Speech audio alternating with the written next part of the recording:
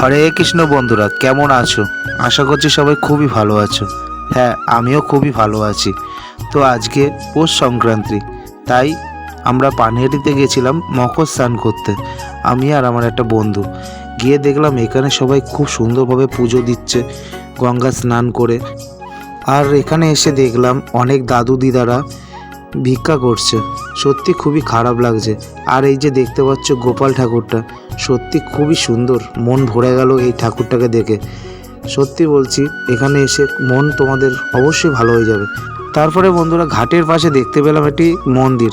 সেই মন্দিরটির নাম হচ্ছে জটিলেশ্বর মন্দির।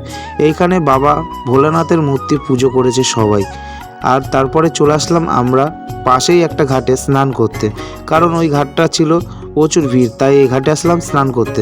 স্নান করে ড্রামগুলিতে গঙ্গার জল ভরে বাড়ি চলে গেলাম। বাই বাই, ভালো থেকো, সুস্থ থেকো।